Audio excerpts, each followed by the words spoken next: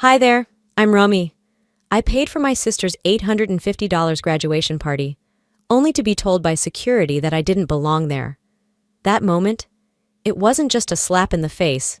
It was the final crack in a wall they'd been building for years. Behind my back, they used my money, erased my name, and rewrote the truth to make me the outsider in my own family. But what hurt more than being left out was realizing I'd been used in silence, over and over again. And the worst part? That party was just the beginning. I told myself I wasn't expecting anything. I had no illusions. I wasn't hoping for hugs or smiles or even a seat at the table. I just wanted to see my sister walk across that stage, the one she'd been talking about for 4 years straight. The same sister whose rent and tuition I'd been covering while skipping dinners myself. But I still put on my best clean white blouse, jeans without holes, pulled my hair into something presentable. Maybe, just maybe, someone would look me in the eye today.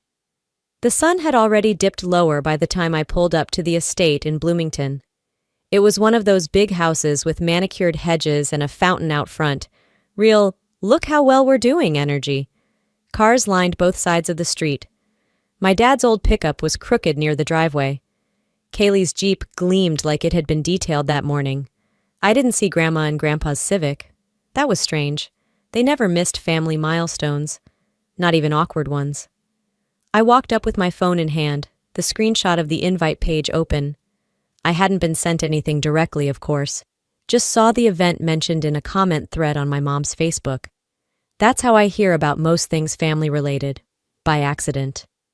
2 security guards stood at the gate. One tall and thin, the other built like a fridge. Neither smiled. "This is a private celebration," the bigger one said. I kept my voice even. "I'm her sister." He raised an eyebrow. "Name?" "Romy." The other guard tapped his earpiece and stepped away, speaking low into his mic. I stood there, arms at my sides, hearing music and laughter floating from the backyard, glasses clinking. Someone shouted, "To the future!" and people cheered. Then the door opened. Out walked Kaylee. Glittery gold dress, phone in hand, like it was surgically attached. Behind her were my parents. My mom wore one of her pastel cardigans she saves for important days. My dad looked like he hadn't aged a day since the last time I saw him, which somehow made me angrier. Kaylee didn't even pause. She glanced at me, turned to the guards, and said it plain as day. "She doesn't belong here." I actually chuckled, thought it was sarcasm, until my dad said, "You really showed up?" He didn't sound surprised, more like amused, like I'd just walked into the wrong movie theater by mistake. "I didn't say a word," I replied. "I just walked away." My mom tried to jump in, voice all hushed and urgent like we were backstage at a funeral. "Romy, this is Kaylee's day. Let's not make it into something it's not." I looked her straight in the eye. "You mean like pretending I don't exist?" My dad laughed, actually laughed. "Come on, Romy. You know how things are. We just didn't think you'd want to come after the stuff you've been saying." "I haven't said anything," I said, calm but clear. Then Kaylee chimed in. "You only help to hold it over me. It's manipulative." I could have argued. I could have reminded them that I'd been transferring $750 every single month, right on the dot, and $3,200 each semester, without a single complaint. That I hadn't missed a payment in 3 years. But instead I said, "Then you're welcome." I turned and walked back to my car. There was no storming off, no tears, just me, the crunch of gravel beneath my flats, and a kind of silence that felt more final than anything we'd ever screamed at each other growing up. I sat in the driver's seat for a minute. No music, no calls. I typed one line into my phone. "Starting next month, your rent's on you. Good luck." I hit send, started the engine, left the estate behind like a chapter I was done rereading. The road home was familiar, same turns, same intersections, but everything felt sharper. I noticed the cracks in the asphalt, the flickering streetlight near Central Ave. Even the gas station I usually ignored seemed to glow differently. By the time I got home, it was after 9. I dropped my keys in the bowl by the door and kicked off my shoes. Didn't bother turning on the lights. Just laid back on the couch, one arm flung over my eyes. Then my phone buzzed. Blocked caller. I let it ring. It buzzed again 5 minutes later. Same number. I ignored it. I should have turned it off completely, but something in me wanted to know who couldn't leave it alone. The third time it rang, I stared at the screen. Didn't answer. The night outside was still. Not silent, but still. I could hear the faint hum of someone's TV next door. A car door in the distance. I closed my eyes and saw Kaylee's face. The way she looked past me like I was some delivery person who wandered into the photo booth. The kind of indifference that doesn't happen by accident. They didn't forget me. They chose to erase me. And maybe this time, I was finally choosing not to disappear quietly. Sleep never really came. I drifted in and out, the kind of restless haze that leaves you more tired than before. At some point near dawn, I finally got up, reheated day-old coffee, and stood by the window watching the streetlights blink out one by one. The city always looks more honest in the morning. Less makeup, more cracks. I checked my phone again. Nothing new from Kaylee. Not even a fake apology. That silence took me back to January.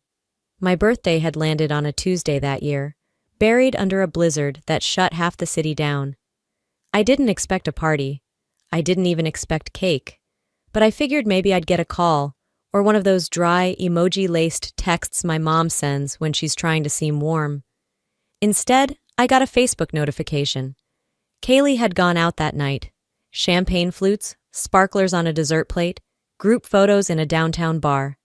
She'd tagged everyone, friends, coworkers, even someone named Ty I'd never heard of. She posted it with the caption, "Surprise night out, grateful for the ones who matter." That was the same night I had leftover carrot cake from a nurse I barely talked to. She'd stuck a single candle in it and said, "Don't tell HR we lit something in the break room." I'd laughed, because what else do you do? The next day my mom texted, "Hope you're doing okay." That was it. No happy birthday. No explanation. Just a vague check-in, like she was trying to cover her bases without committing to the facts. I didn't reply. 2 weeks later I checked my bank account. Not out of paranoia. Habit. Years of tight budgeting made it second nature. There was a new tab labeled Shared Access. Judith's name sat there in bold. She could see every transaction, every bag of frozen peas, every overdue Netflix charge. And it clicked. Months ago, Kaylee had asked me to start sending rent to Mom's account because it's easier for her to track. I hadn't questioned it. Of course I hadn't. That's what they count on. But Judith hadn't said a word since. Not a thank you, not a check-in, just silence, while my bank became her private microscope. I stared at that screen for longer than I should have. I wasn't angry, not yet, just hollow. That started to change 2 weeks before the graduation party. Kaylee had texted me out of nowhere. No greeting, no, how have you been? Just, I need a dress, graduation is coming. Budget? I told her $200. That was already more than I could afford, but I figured if she kept it reasonable, I'd manage. She replied with a screenshot. A dress. Not just any dress. A sleeveless, floor-length gold designer piece with a retail tag of $698 plus tax. She wrote under it, "This one. You wouldn't get it, but this level of attention demands something polished." I stared at those words for so long I missed my bus to work. I still bought the dress. I didn't argue. I didn't negotiate. I just transferred the amount and told her to confirm the delivery address. She sent a thumbs up. That night, I couldn't sleep. I stared at the ceiling again, the same crack in the corner, shaped like a crooked Y. I pulled up Kaylee's Instagram. The dress had already made its debut. Full-length mirror selfie, captioned, "Deserve every bit of this moment." #grateful life comments rolled in. "You're glowing." "Queen vibes." "So proud of you." She liked every single one. My name, not mentioned. I checked the messages again. Nothing, not even a thanks. I closed the app. My phone screen reflected my face, pale and tired under the low kitchen light. They always said I was the serious one, the stable one, the one who keeps things together. I used to think that was praise. Now it just sounded like a warning. Don't expect much. Be useful, not visible. The silence had weight. The kind that stretches back years and presses into your chest when you least expect it. I stood there for a while, holding the edge of the counter, grounding myself, trying not to let it pull me under again. Some people burn bridges. Others just pretend the river never existed. And me? I was starting to realize I'd built the bridge alone. A few days passed, but the heaviness stayed. I moved through my routines like a ghost. Work, laundry, dishes, bills, each task as dull and repetitive as the next. I wasn't numb, not exactly. Just waiting, like I was circling a bruise that hadn't fully formed yet. It was a Thursday night around 9 when the message came through. I'd just pulled the last load of towels from the dryer, and the buzz of my phone startled me more than it should have. I wiped my hands on my sweatpants and glanced at the screen. Marlene. We hadn't spoken directly in almost a year. She was my cousin, younger by a few years, quiet at family gatherings, always smiling politely, but never saying much. I liked her, but we weren't close. Her text read, "Hey, can I send you something privately? I think you need to see this." I stood there for a moment, staring at the screen, then typed back, "Sure." Less than a minute later, 3 images came through. Screenshots. I tapped the first, a group chat. Username, Kaylee plus real ones. I scrolled slowly. The first message was from Kaylee. Told y'all he'd show up. So desperate to be part of everything. Then another. He pays my bills and still gets treated like trash. Must love it. And another from someone else. Did he cry? Please tell me he cried. Kaylee's reply. Didn't stay long enough to find out. Too bad, I would have filmed it. I stopped breathing for a second. These weren't just careless words. They were sharpened, chosen, meant to cut. The second screenshot had even more. One of the girls in the chat, someone I didn't recognize, wrote, "Wait, you really didn't invite him? After he paid all that?" Kaylee responded, "Why should I? Paying doesn't mean you're part of the family. It means you're useful. That's it." I dropped onto the couch like my knees gave out. The screen was still glowing in my hand. I opened the third image, a meme, my face pulled from an old Facebook photo, edited with the words, "ATM machine, but make it sad." I sat there in the dark for a long while, the only sound in the room the soft hum of my space heater. Then the phone buzzed again. Another message from Marlene. I didn't know how to bring it up. I was added to that group by accident last year. I never left. Just kept watching. She never noticed I was still in it. Another beat. I'm not sending this to be mean. I just think people deserve to know who they're defending. I didn't respond right away. I didn't cry either. I thought I might. But there was no panic, no spiral. Just this overwhelming clarity, like stepping into cold air after being in a stuffy room too long. I typed back, "Thank you, seriously." She replied with a single heart. After that, I opened the family group chat, the one where they posted baby photos and links to fundraisers and bad jokes from Uncle Harold. The one where nobody had said a word to me since I left the party. I stared at the blinking cursor for a full minute. Then I typed, "Let me show you what your perfect daughter really thinks of me." I attached the screenshot of Kaylee's messages. No commentary, no explanation, just facts. Then I hit send. The chat went silent. 10 full minutes passed. I watched the timestamp updates. Who saw it, who hadn't yet. Then a single action. Aunt Martha left the group. No text, no goodbye, just gone. That was all it took for me to understand how thin that family unity had always been. One exposed truth, and the seams started to split. I sat back on the couch, my fingers still buzzing from the adrenaline. I didn't feel guilty. I didn't feel vindictive. I felt awake. It wasn't about being forgotten anymore. It was about being used, lied to, mocked for the very sacrifices I made in silence. The weight I'd carried for so long, it had a name now. And it wasn't mine to hold anymore. The group chat remained dead silent all the next day. Not a single reaction. No one tried to defend her. No one asked for context. They all just vanished. I didn't know if they were processing or pretending it didn't happen. But either way, I let it sit. I'd said my piece. Truth didn't need a follow-up. I was halfway through microwaving leftover curry when my phone lit up again. This time, it wasn't a cousin or a blocked number. It was Judith. I didn't answer right away. I let it ring out. She called again a few minutes later. I figured if I didn't pick up now, I'd just be dodging this for days. So I tapped accept and waited. "Rami," she started, her voice coated in that syrupy softness she used when she was trying to sound concerned, but still above it all. "I really wish you hadn't posted that. You've upset your sister deeply. I didn't answer at first. Just let the weight of that sentence hang in the air. Then I said, You mean the sister who humiliated me in front of security after I paid for her party? She was emotional, my mother replied. It was a big day. For her? Sure.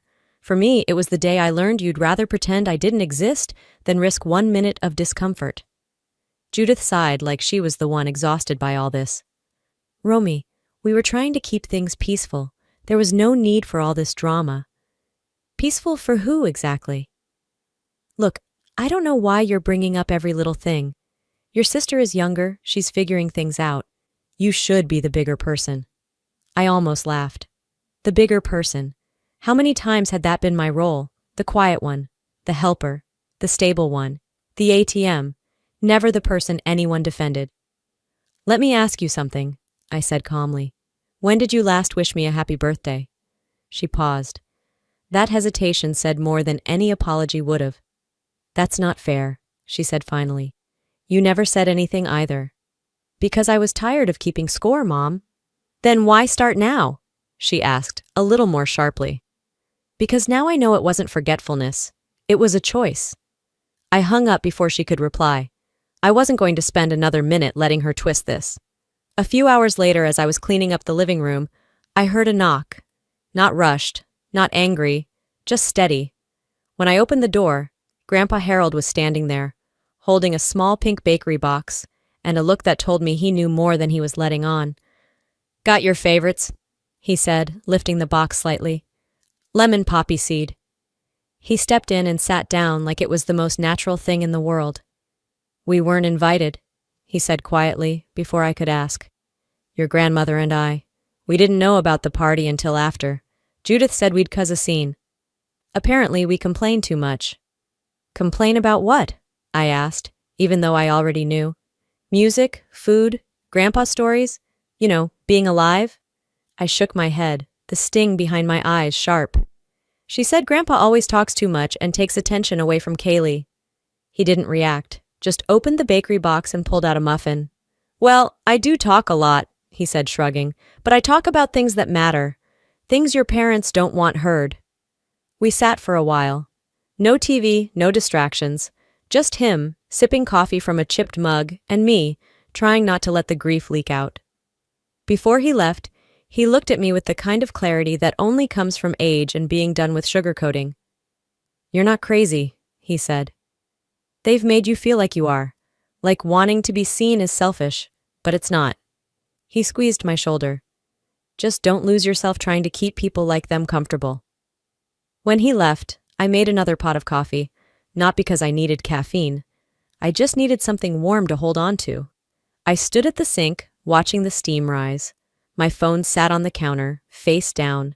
For once, I didn't care what was lighting up or buzzing. Let them spiral. Let them rewrite history in the group chat. I wasn't playing along anymore. They didn't want me. They wanted the convenience of me. And for the first time in my adult life, I was done handing that out for free. The coffee grew cold on the counter, untouched. I didn't bother reheating it. Instead, I grabbed my coat and keys, sent a one-line text, "Let's talk, neutral ground," and drove into downtown Minneapolis. I chose a cafe halfway between our neighborhoods, somewhere anonymous, somewhere I wouldn't mind never returning to.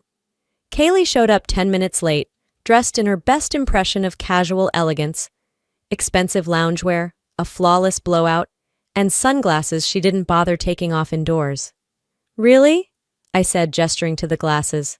She slipped them down her nose and smirked.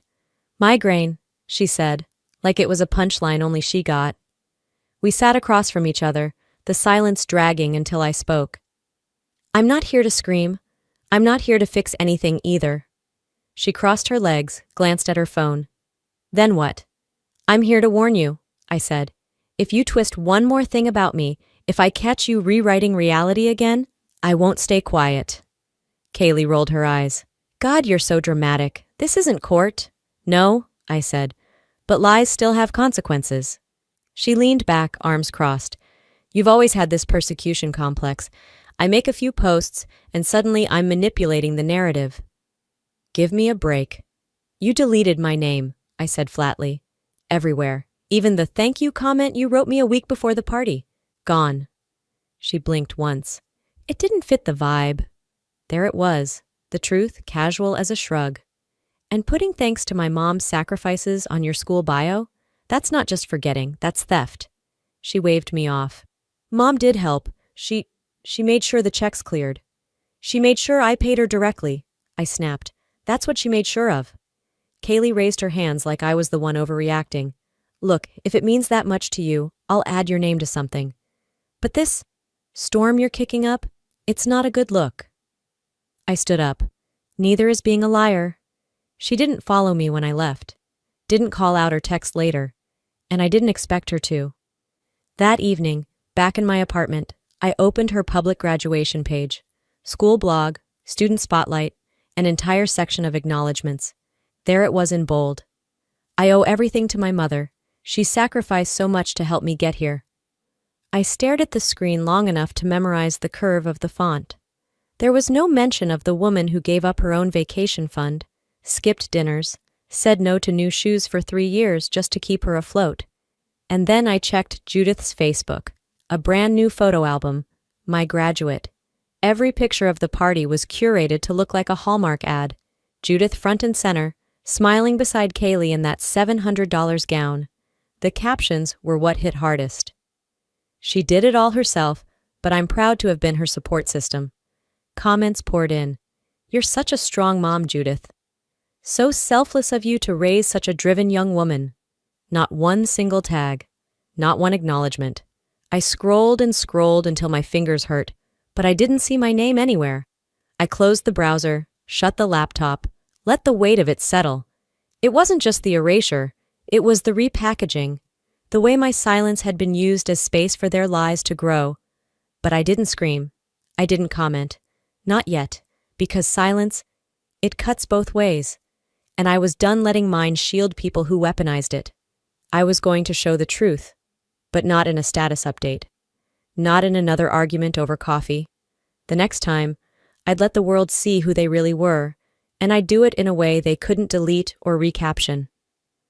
The sky outside was still the color of wet concrete when I sat down at my kitchen table, half awake, coffee barely touched. I wasn't expecting anything unusual. It was a Thursday, I think. Or maybe a Tuesday. They'd all started to blur. I opened my laptop and glanced at my inbox, and that's when I saw it. A forwarded email from Ellie, a friend in HR at a company I'd contracted for in the past. We weren't close, not really, but we had a quiet sort of understanding. She knew what I'd been through, at least some of it, and she clearly thought I deserved a heads up. The subject line was simple, chilling. Concern regarding employee behavior. I felt it before I even read the body of the message. That creeping sensation, like a drop in temperature. To whom it may concern. I'm reaching out because I'm concerned about Romy D's recent behavior. She's been emotionally erratic, has posted about family members online, and is exhibiting patterns of harassment. I fear for our safety, and I believe this should be on record should things escalate. Kaylee D. I read it again, slower, letting each word sink in like a stone dropped into water. Emotionally erratic, harassment, a threat. My name was in there, not veiled, not hinted at, written outright like a stain. This wasn't a misunderstanding. It wasn't someone blowing off steam in a private message. This was deliberate, a paper trail, an accusation dressed up in concern. My sister, my own sister, had sent this to my former workplace, to people who still trusted me, people who could have been future employers. She knew exactly what she was doing. I closed the laptop, sat back. Let the heat rise, not the explosive kind, not the kind that makes you scream or break something. This was colder, controlled, sharp around the edges. No, I wasn't going to cry. Not for her, not again. Instead, I reached for my phone, opened the folder I'd created months ago. Screenshots, transfers, texts, evidence. It started with money, tuition deposits, rent help, the time I paid for Kaylee's car insurance when Judith forgot. There were thank you messages, emoji-filled texts about how much she owed me. There was a whole life's worth of quiet support buried in those screenshots. I had receipts. The digital kind. The real kind. If Kaylee wanted a record, I'd give her one. But it wasn't going to HR, and it sure as hell wasn't staying private. I opened Reddit, logged into my throwaway. I'd been on our family drama for years, silently scrolling through stories that hit a little too close. Stories that made me feel less alone. I knew how this worked. I knew what would land. I began typing.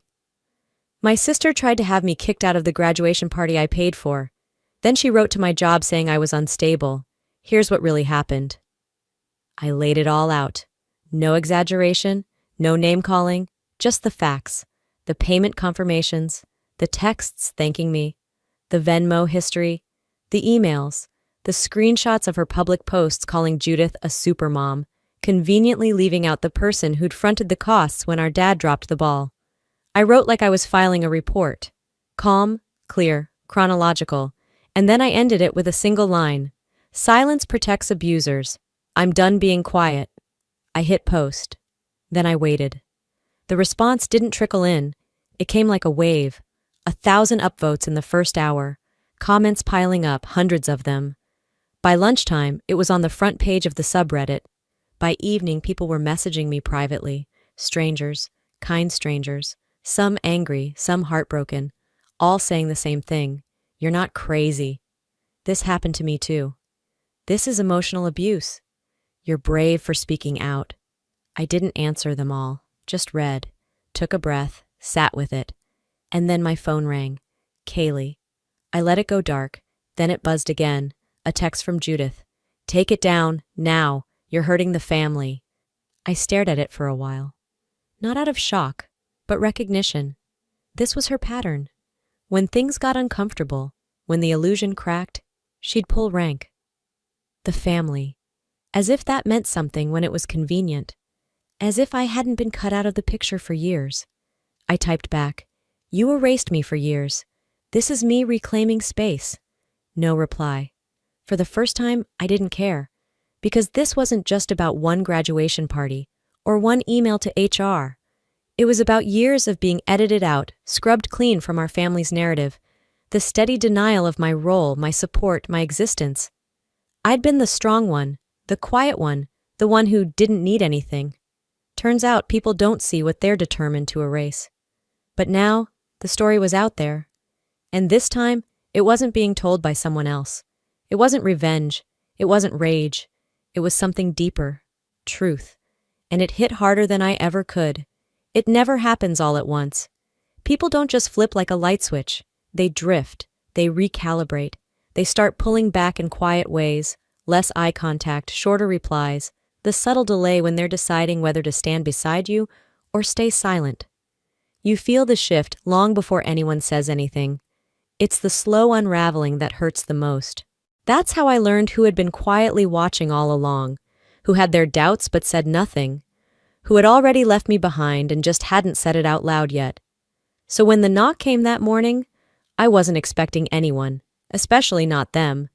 It was raining, a steady gray curtain of drizzle that turned the street into a soft blur. And on my porch, without a text or a warning, stood Marlene and Adrian. Adrian held a small envelope, the edges curling with damp. He looked like he hadn't slept, hair a little messy, shirt half tucked like he'd left in a hurry. His voice cracked a little when he spoke. I owe you more than this, he said, but I had to start somewhere. He handed me the envelope. Inside, $60 in cash and a folded note in his careful, neat handwriting. One lunch for each month. I acted like you didn't matter. I didn't move for a second. Not because of the money, it wasn't about that, but because it was the first time someone from that side of the family had actually looked me in the eye and said, I failed you. Behind him, Marlene stood clutching her tote bag, curls damp against her forehead. I used to think you were just intense, she said, shrugging like the words tasted strange. Too emotional, too much. But now I know, you weren't crazy, you were just outnumbered. We didn't say much else, just sat in the front room for a while. No small talk, no forced apologies, just the kind of quiet that fills in the cracks when someone's trying, really trying, to make it right.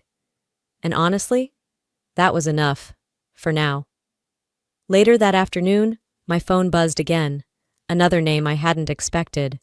Grandpa Harold. Can we talk? I'm nearby. We met at a diner neither of us liked, the kind that smelled like burnt coffee and old vinyl, with cracked red booths and menus that hadn't changed since 1994. But it was quiet. Neutral ground. That's all I needed. He leaned in across the table, both hands wrapped around his mug like he was anchoring himself. You know, he said, I was at the house last week. Nobody saw me come in.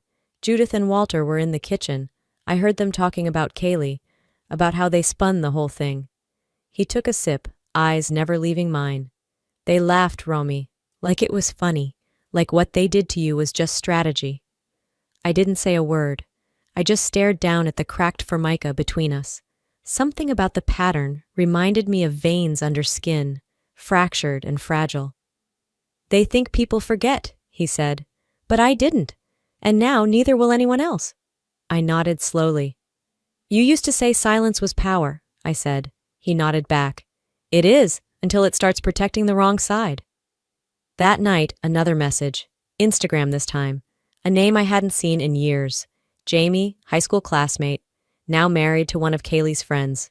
We hadn't spoken in forever. Hey, this might be weird, but I think you need to hear this. Attached, a voice memo, 5 minutes long. I hesitated, then hit play. There was laughter at first, someone chewing gum, casual chaos. Then Kaylee's voice, sharp and clear. She's basically my personal ATM. She'll cave, she always does. A pause. Then a quiet voice on the call whispered, That's cold. Kaylee again. Please, guilt is cheaper than gratitude. My stomach didn't even drop. That's the thing about truth. It doesn't shock you when you already know it. It just confirms what you hoped you were wrong about. Jamie's follow-up text came a second later. I was added by accident. Stayed to see how far it'd go. I saved that before they kicked me out. I stared at the screen. No anger, just clarity. Then I sent the file to the same subreddit as before. No need for explanation. I titled it, Turns out I wasn't crazy, just surrounded by people who profited from the lie. It blew up faster than the last one. Thousands of comments, thousands of upvotes. This family's a masterclass in manipulation. Guilt is cheaper than gratitude? That line belongs in a psych textbook. I hope she never gives them another second of peace. Then came the ripple effect. Distant cousins messaged. One of them, Aunt Martha, quietly left the family group chat for the second time in 6 months. Adrian posted a public comment under the Reddit thread. Romy isn't bitter, she's brave, there's a difference. And Kaylee? Nothing. Her Instagram went silent. Stories vanished, comments locked, profile blank. But I knew she was still watching. People like her don't walk away. They monitor, they wait, they look for new angles. But the control she used to have, it was slipping through her fingers, one truth at a time. For the first time, this story wasn't just mine to carry alone. It had weight now. Echo. A paper trail of belief and receipts and witnesses. The carefully crafted image of our perfect little family wasn't untouchable anymore. The glass was cracking, and Kaylee knew exactly who threw the first stone. The mail slot rattled once and fell silent. I didn't expect anything, especially not that day. It was early, just after 8. The sun barely lit the kitchen. I was still barefoot, coffee half brewed. But there it was on the floor, an envelope. Brown, thick, no return address. I didn't recognize the handwriting on the front, but the second I peeled it open, I knew exactly what it was. The will, a scanned copy, highlighted, annotated, with one glaring omission, me. Everything, every asset, every heirloom, every dollar went to Kaylee. Not even a mention of my name. No in the event of pod clause. No beloved daughter Romy. Nothing. I sat at the kitchen table staring at it for what felt like hours. The steam from my coffee had long faded. I wasn't surprised, but the brutality of it still knocked the air out of me. I forwarded the document to Grandpa Harold. It took him less than 10 minutes to call back. That's recent, he said. That isn't the will we saw 2 years ago. Then another call came through. Eleanor. She hadn't reached out in ages, not since before Mom and Dad's anniversary mess. Judith didn't tell anyone, she whispered. She said you were too dramatic to deserve anything real. I laughed. bitter and full. Dramatic? Or just no longer silent? Eleanor didn't answer, but her pause said enough. 2 days later, I was at Judith's house. No warning, no invitation, just walked in with the envelope in hand. Kaylee was curled on the couch in matching loungewear. Walter sat at the dining table flipping through a newspaper like he was auditioning for Passive Patriarch of the Year. I dropped the document on the table between them. No theatrics. Let's stop spinning. One conversation, one moment of honesty. That's all I want. Judith stood at the top of the stairs, arms crossed, looking like she was about to deliver a speech. She opened her mouth, but I didn't let her get to the second syllable. If your love was conditional, say that. If your version of family requires silence and service, just admit it. Don't dress it up like care. Walter finally looked up. That's not fair. I locked eyes with him.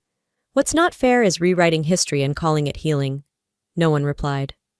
I turned toward Kaylee. She met my gaze for half a second before reaching for her phone. Don't, I warned. If you're going to record this to make me look unhinged again, at least wait until I leave. She dropped the phone. I stepped back, taking in the house. The same furniture, the same photos on the mantle, the same curated image. This place isn't mine. It never was. I just funded the illusion. Judith tried again. You don't understand. I cut her off one last time. I do. I understand more than you ever gave me credit for.